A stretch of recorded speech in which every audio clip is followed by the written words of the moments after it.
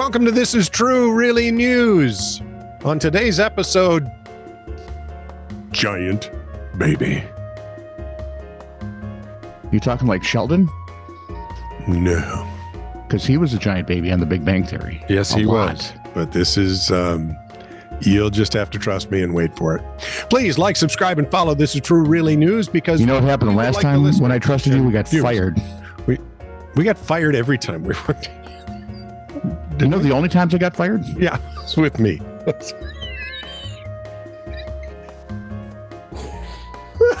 There was the one time we worked in the same station, but we weren't exactly a team. Right.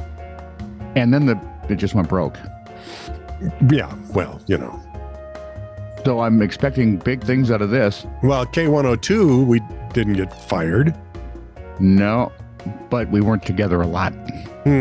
All you did was load me up with all the stuff nobody else wanted to do for production. I was the boss. You get what you get.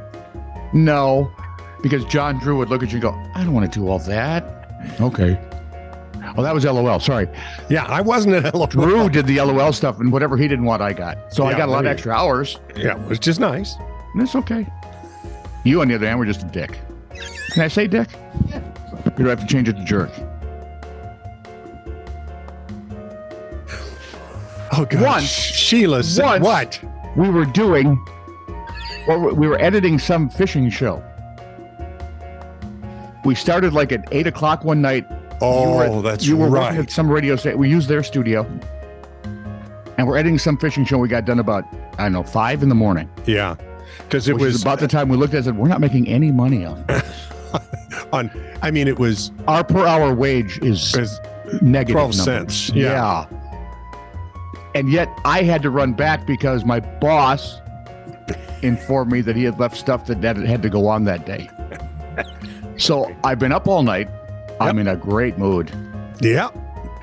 And I get to the K102 studios and the morning crew is there getting ready to go on. Yeah. I'm going, oh, this is not... I said, John, do you know when this is on the air? And he said, 6:30. Oh, great. Okay. So I had 2 spots I had to get done in the next 40 minutes. And there were all these really short shows that had a million cuts in them. The fishing shows were just... Yeah. And they were cool. Yeah. Oh, yeah. But they were not cost effective. But the hunting shows were worse. Remember, late at night, North American Hunterman. For one, the animals played, they just overdid the death scene so bad. Oh, forsooth, Julius, I've been wounded near the heart. I shall run now. Run like the wind is fucking... Damn, I'm dead. Are you? Soon. How soon? Well, I'm guessing the guy's going to come over and look at me. And if I don't die before then, he's going to put one in my head, so I'm hoping... Yeah, because otherwise, you put a bullet through the head, you can't have an open casket. Well, listen, dude, I got to leave now because he's got a gun. Oh, no, I understand.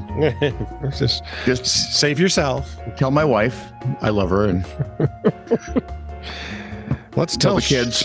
Tell Bambi to watch out. Let's tell Sheila to get us out of this. She can't save this man. Watch. This is True, Really News with Scott Combs and Tony Vercanis. All the news you're about to hear is true. Really? As far as you know. Wow, she's good. Son of a gun. You're I remember what I was talking about now, which is one of the advantages to old age. From my sister-in-law, Michelle. Joaquin County. Where is Joaquin County? I have no idea. Oh, come on, guess. Quinoa County is near Joaquin County. What state would have a Joaquin County? Illinois? No, but it's almost, actually, it's, as liberals go, they'd be about even. Joaquin County's in California. So it traveled. Yeah, yep. They have a massive sinkhole that is completely split, a 2-lane road. And in the San Joaquin County, it has now swallowed 3 separate vehicles. Go ahead, let that sink in, because it is clearly marked. Yes, sir? You and back. I was going to ask, was it clearly marked? It was. It's California, for God's sake. They clearly mark everything. But pot is legal, right? Yeah. The sinkhole broke out earlier this month in Tracy when the California Highway Patrol said that a compromised retention pond caused the road to erode. There's a lot of roads. Quit it now. Where was I? Oh, video. Around January 17th showed water seeping through the roadway and clearing out the material from underneath the pavement. We know what happens then. Just hours after the Highway Patrol posted about the unsafe conditions and placed road closed and flooded signs nearby, a car drove right through the flooded area on Casson Road.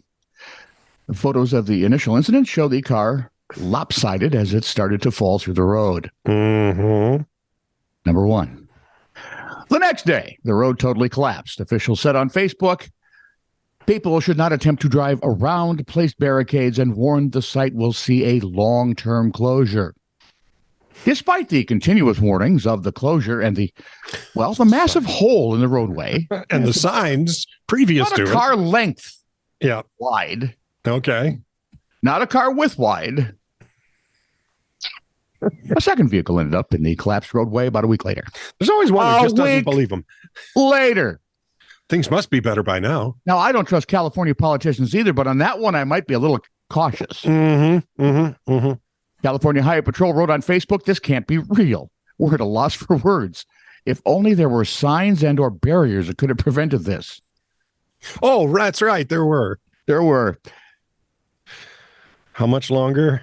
Saturday. Happened again. Okay. Yeah. Despite the concrete barriers that had been put up since the initial collapse, this time a four-door pickup truck ended up in the hole with its front end entirely crushed and airbags deployed.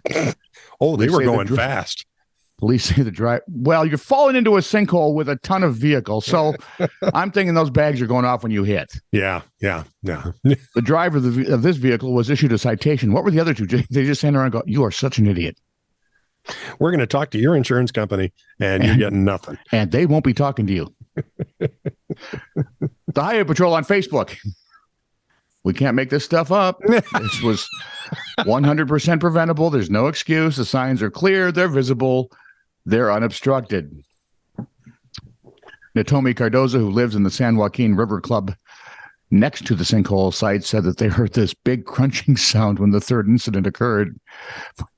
What? Because it was filled up with two other cars. We looked out the window and, oh, no, it's another. Oh, thanks, Captain Obvious. It's ridiculous because it's a big, giant barrier. They were going around it.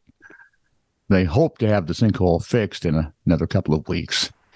Good Lord. A woman in Brazil is given birth. You know what? What? You can cure ignorance with education. Yes. But only lead will fix stupid. Right. What about here? Just behind the ear would be good. Okay. A woman in Brazil has given birth to a giant baby measuring 2 feet and weighing 16 pounds. He weighs 16 pounds. What do you get? A baby that's as big as a Yeti can get. Not bad. Man, I was going to go with you on short notice. Brunswick joke on the forehead, you know. Look, our baby's a men's golf ball. Bowling ball, sorry. Thanks. You can try hitting a golf ball, but you're going to be very disappointed. Anderson Santos was welcomed into the world via C-section at Hospital Padre Colombo in Amazonas State.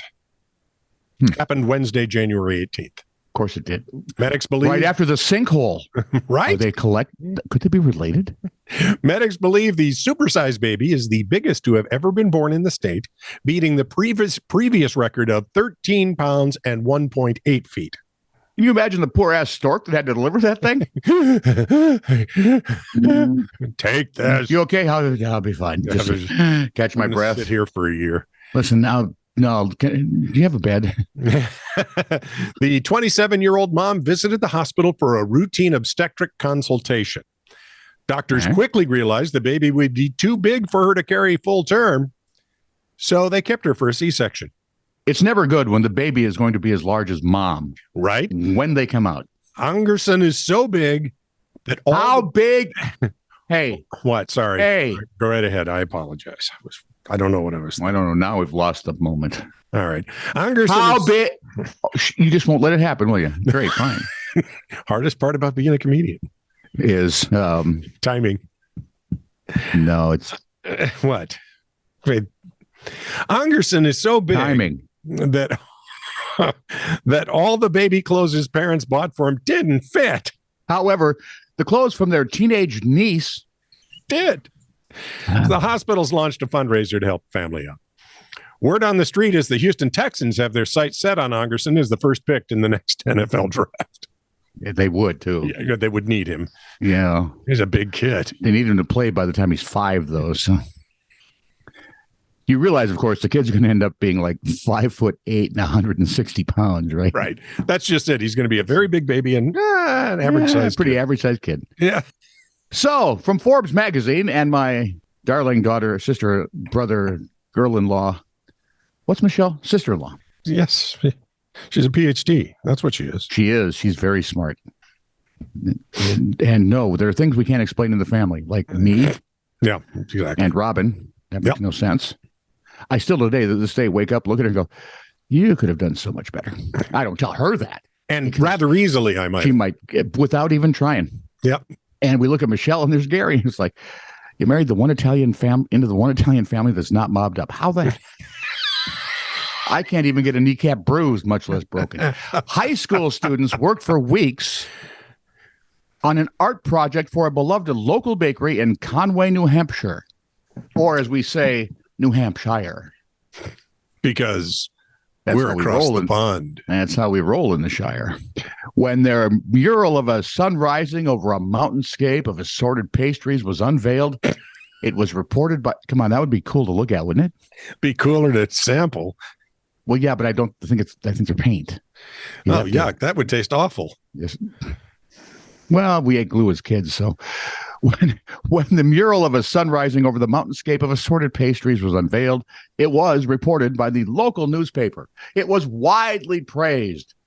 But there was someone in town who saw things a bit differently. Pray tell who. The local code enforcer. Yes, bureaucracy. Well, it's New Hampshire. I mean, they're not exactly, a conservative state. Aren't they the leave us the heck alone or we'll do something really vile? Well, that's state? why the guy is looking for something, because Yeah. what he saw was an illegal sign that needed to be torn down or painted over. Because, ready? I'm According to sitting town, down. If a mural depicts anything related to what a business does, it is a sign and subject to strict regulations. Oh, For instance, good Lord. if the exact same mural were painted on a tire shop across town, or even at the farm stand 30 feet away from the bakery, it would be fine. It would be legal. This is a law that needs to be ignored and it has to be gone away. Yeah, somehow I don't think that brings in a lot, like a speed trap brings in money. I get Yeah. those. Yeah. This just strikes me as a guy that was bored. Levitt's Country Bakery is an institution in Conway. 45 years they have been admired for their baked treats. And now I'm hungry. Right? Might peckish for a pie. They have been named the best donuts in New Hampshire by a state television station last year. Wonderful. Sean Young had been a loyal customer for years.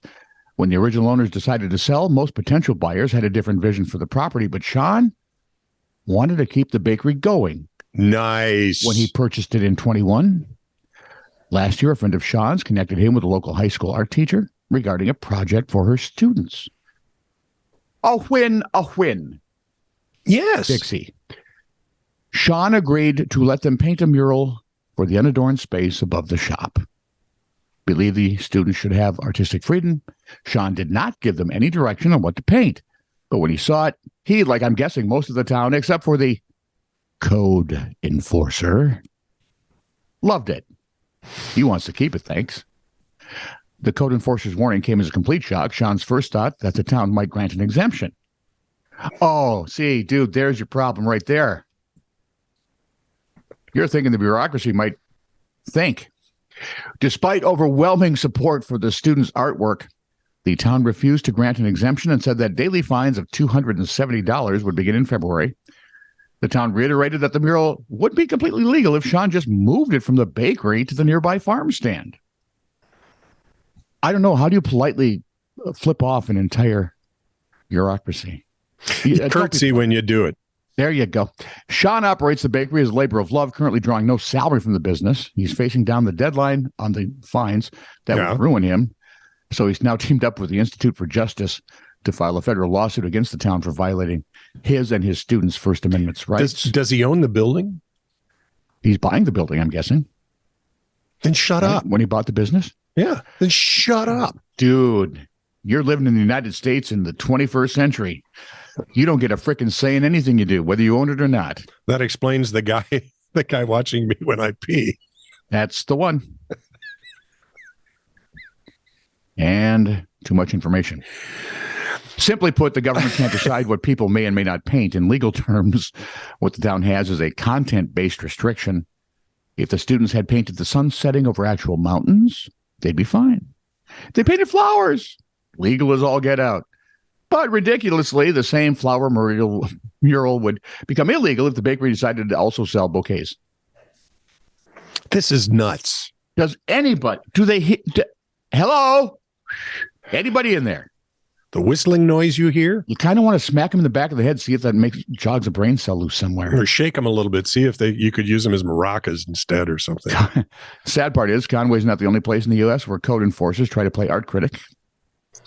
Arlington County, Virginia forced a doggy daycare to paint over cartoon dogs in 2012. Pizza Parlor had to paint over a brightly colored mural of Italian foods in 2019.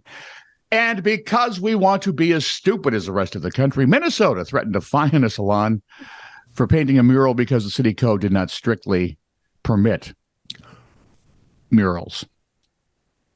That's insane.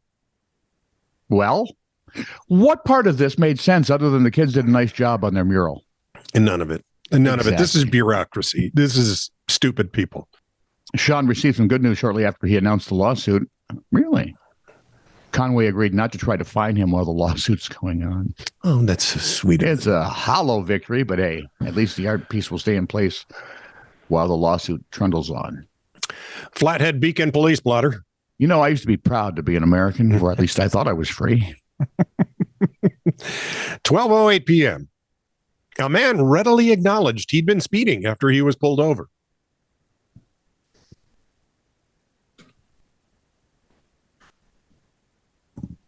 So why No idea.